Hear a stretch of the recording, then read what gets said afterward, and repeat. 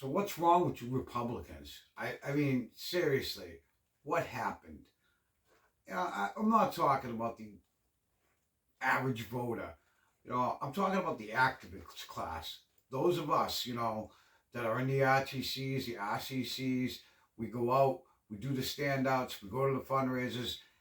I mean, how did we not let the candidates know they're campaigning in the wrong places? I mean, optics is everything. We all know that. And, we sit there and talk about the limousine levels all the time being out of touch and in their bubble.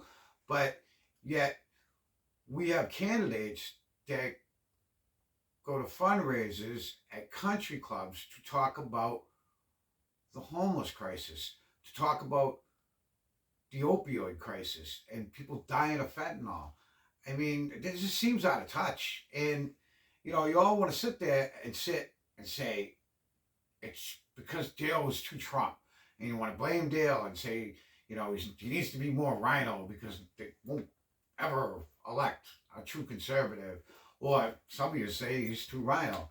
I mean, seriously, put the contrast together here between DeSantis and Dale. I mean, how different are they, really? Both extremely conservative.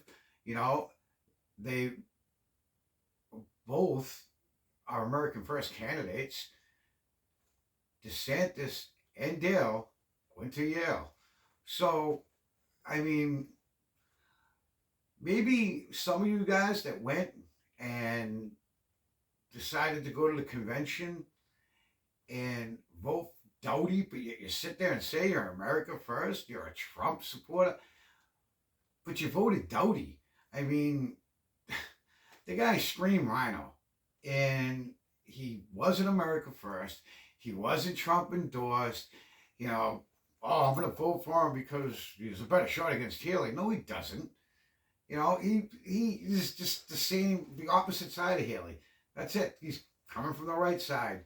He's establishment. The establishment put him up to sit there to drain Dale of money, to start some infighting, so the message didn't go out to the right places.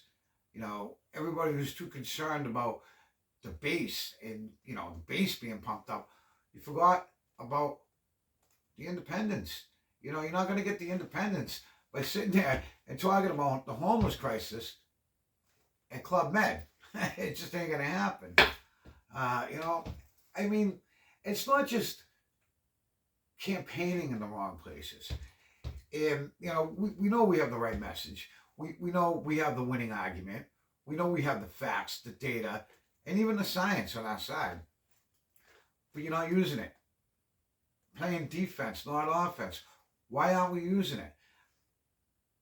I mean, the climate crisis hoax is just exactly what it is. It's a hoax. If anything, we're at a CO depletion right now. We're at a drought in CO emissions. They measure it by a million metric tons of pollutants.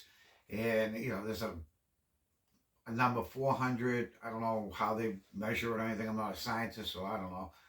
But 400 is where the planet is in its healthiest, its best. That's the CO level, 400. We're at 210. 180, plant life dies. So this is all a facade. So they can get rich from China renewables, give the country away to China, let them buy up all the farmlands. Nobody's paying attention. I mean, and then, you have the whole election called here in Massachusetts for the governor's race 3 minutes after the polls close. So you should be going on offense on that. You haven't even gone on defense on that. I mean, that sounds right to you, 3 minutes after the polls close. So basically, the vote for election day didn't matter because the mail-in had the Democrats covered. I mean, I saw less than 2,000 votes up on the screen when they called the election for Haley. But, we're going to sit there and talk about renewables and Oh yeah, I think that's a good idea. It's great for the environment. It's great for the climate, and I want to be a climate champion. I mean, why are you sitting there saying, well, we want to be energy dependent, we want oil, we want gas, I want to do the renewables too, because you're capitulating. You're sitting there saying, I want to do the renewables too to capitulate so you won't be called a climate denier. Screw that, because it's a farce. These renewables are destroying the planet between the mining for the lithium batteries or the windmills going up, killing, several species of birds off. I mean, that's okay.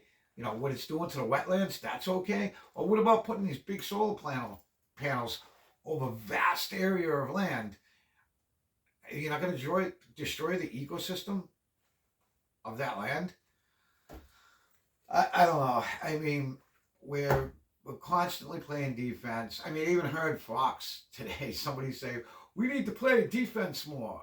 I'm like, are you kidding me? Well, yeah, we need to play defense more, but where's the offensive game? Where's the offense? Where's going after things like that? You're going after all these things too, but not offering solutions. We need solutions. The homeless crisis. I mean, that is a great jumping off point.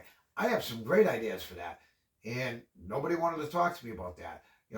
Same with the drug epidemic. I've been addicted before. I know. I've been homeless before.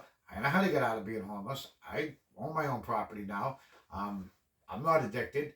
So I have some great ideas, but throwing more money at it is not going to solve homelessness. You can throw all the money you want at it.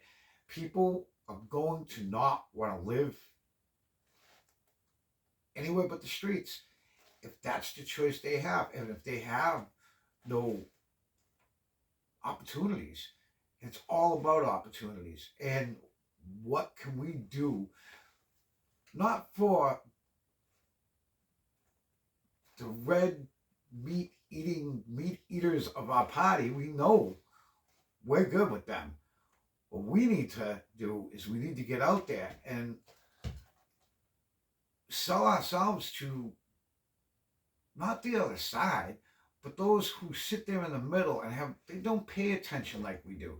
They're not all political like that we are. They might pay attention to it for 4 to 6 weeks a year, or every other year, with the elections, maybe the town elections every year, but that's it for them. And we're not getting the message out there to them. They still think that, the Democrats, they're for the working class. They're not. They're for the elites. That's it. The limousine liberals, the elites, the activists, and the bad actors. That's who the Democrat Party's for. It's all about corruption right now. And you can't get a winning message because you're so busy sitting there wanting to blame the candidates that went out there. You want to blame the voters that, I'm not paying as close of attention. But nobody wants to. I'll take responsibility for me not pushing it hard enough. Not saying, listen, you need to go to a shelter. You need to go to a soup kitchen. You need to go to a Suboxone clinic. You need to go to a methadone clinic. Maybe I should have pushed it a little bit more. You need to go to a community center or a community meeting. I'm not talking about the town hall meetings. So much stuff going on. And we missed a golden opportunity here in Massachusetts. 2024 is coming up, but if you don't fix the mail-in ballot, you're never going to have a Republican win here again. It's not going to happen. I mean, when you call an election 3 minutes after the polls close, with people still in line to vote, you think we're going to win? We're not, And this is all Western neoliberal globalist pushing this whole climate narrative for one reason and one reason only: depopulation. They say in order to save the planet, you got to kill everything on it. That's their motto. Look what they said in Davos at the World Economic Forum. I'm not making this up. This is what they're saying. 500 million people. That means over 7 billion people wiped off the planet. That's not a genocide? I don't know. I mean, we're sitting here and the Democrats took over the whole democracy thing, because we are. This was an election about democracy, not their kind of democracy, 1937 Stalin Lenin kind of, you know, democracy, because that was socialist democracy. They said, you know, it's all about democracy, democracy, democracy. Kind of like what they're doing now, the Democrats. Sounds just like 1937 Stalin. But we're sitting here, we're capitulating to it because we're not doing anything. And instead of sitting there fighting and say, yeah, it is about democracy, your freedom, that democracy, your God-given rights that no government is going to give you. But under the Democrats, the government will give you those rights too. Because remember, according to the Democrats, government's God. The climate change is a religion and government's God. And that's what we're dealing with now. So we need to change the culture. And those of you who are with me to change that culture, from everything from campaigning in the right places, from the projects to the, you know, the methadone clinics to the shelters, because these people make up a lot of votes. The single mother, they make up a lot of votes. And if your message is, I just want to take the welfare away, that's not a winning message to them. The winning message to them right now is, we'll give you everything you want, because that's what the Democrats keep saying. You need a better winning message than that. The winning message is, we're going to help you out, we're going to extend our hand, but we're going to give you an opportunity so we don't have to extend our hand again. We're going to lift you up. Not a hand out, a hand up. And that's what we need to be right now. We need to really reevaluate the strategy, because what the poll people are telling you, what the people who are in charge of this party are telling you, they're telling you to keep the citizen candidate, the American First candidate, the Trump-style candidate away from the ballots, because it threatens their power. They are no different than Democrats. They're both Western, neoliberal, globalist elites. It's the Mitch McConnells, the Kevin McCarthy's, the Lindsey Grahams, the Mitt Romneys, the Liz Cheney. They come from it to the right, from the right side. The Adam Schiffs, the Schumers, the Pelosi's, the Bidens, you know, the Abrams, the O'Rourke's. They come from it from the left side, but they were all the same beast. They're the exact same beast. Same coin, two different sides. That's all it is. We have an opportunity with American First candidates, Trump-style candidates, that can win, and even here in Massachusetts. Because at the end of the day, if you still think that the MAGA movement's about Trump, then, and you're a Republican, you're in the wrong party. Because technically, the MAGA movement really has less to do about Trump and more to do with us. It's make America great again. And how are we going to do that? Citizen government. Because we don't have that anymore. We have elite government, and that is it. And it's become a complete totalitarian shit show. Excuse my language. But that's what it is right now. And until we all get our heads out from under our ass, this is how it's going to be. You know I love you all, and I'm not picking on the RTCs, RCCs, chairman, anybody. You know, I'm just saying, you need to open your eyes and stop listening to the other people in the room that may not have been doing this for as long, but they might actually have a better insight to it than the people that have been there for so long, because they've been clouded with so much information from people that don't want them to have the right information. We're coming in this fresh, and a lot of people need to wake up to the citizen government that can take over and give the people back all of their liberties. You know, stop trying to chase away every liberal. Chase away the progressives. We want to chase them as far away as we can, and you say what you want. But a lot of the liberals, you got to remember, they're switching over to the Libertarian Party, these liberals, and voting conservative. Why? Because they're liberal for liberty's sake. They're liberty because they want to be free. That's why they're liberal. That's their whole association with that. And them still thinking that the blue dog Democrat exists, and that the Democrats are the working class party. They're just still drinking the Kool-Aid. Stop and serve them some damn coffee. But, I love you all, and I mean no disrespect. Peace.